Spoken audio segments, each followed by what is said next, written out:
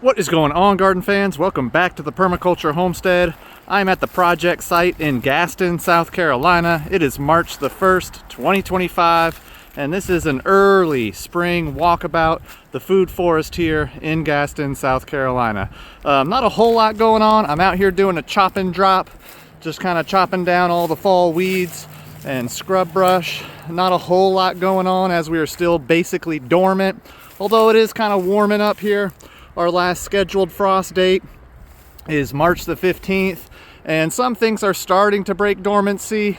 Our mayhaws are just now starting to poke out a little bit of flower.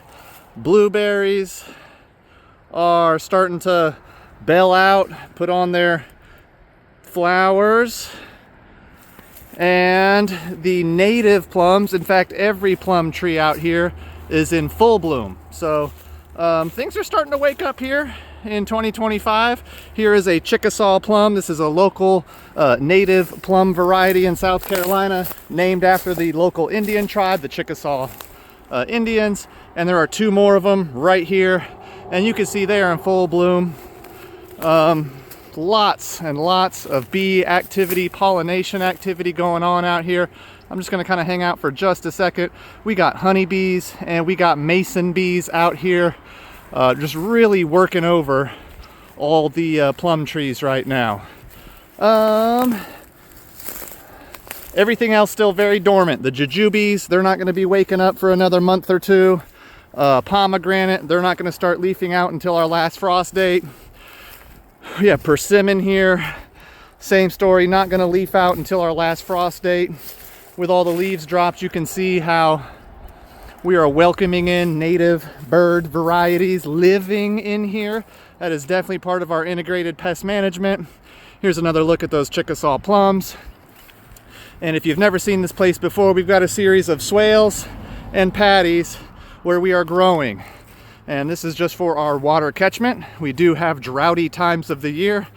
These are ever-bearing shrubs right here. This is our pineapple guava, really big producers for us in the fall. Here's more persimmon right now, still waiting to kind of wake up and leaf out. And as we get to the top of the hill, the very top, swale and patty mound, we have a lot more nut trees represented. So here are two big giant hazelnut patches. Here again, not a whole lot going on this early in the year. We do have a cherry tree just starting to bud up a little bit. More hazelnuts. And then we have the piece de resistance, a Chinese chestnut, which is basically going to be the central nut tree in this entire guild of plants up here at the top of the hill. That nut tree is going to get about 80, 90 feet tall. It's going to be a big boy. You can probably see some of the leftover hazelnut still hanging out in the tree. Here's another plum.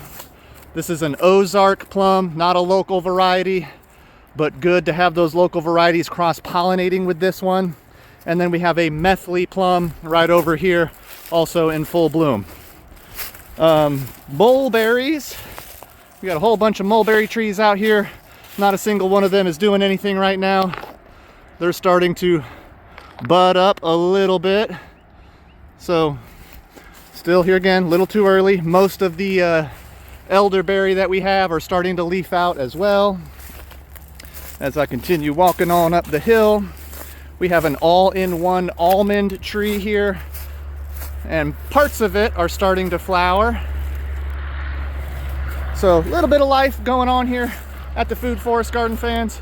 We have our loquat over here that I did not check out. I know that it flowered early in January, and as of now, not really. Here we go. We got one loquat right here. I'm sure I'll find more as I look about the tree. Yeah, here's more.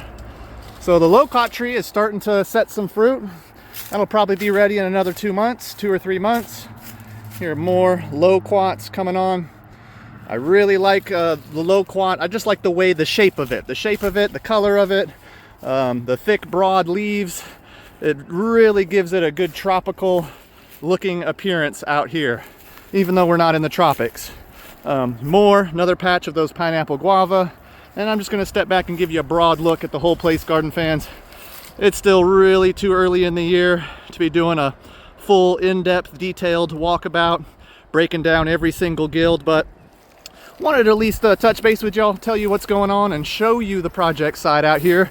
It's still going. It is basically self-sufficient. A couple times a year we come out here and do some weeding. We do a chop and drop.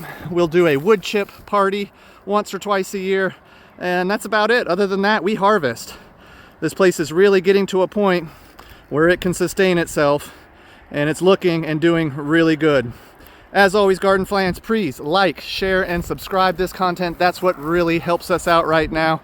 We need to get back in the good graces of YouTube. So by all means, please like, share, and subscribe, and we will see you in the next episode. God bless.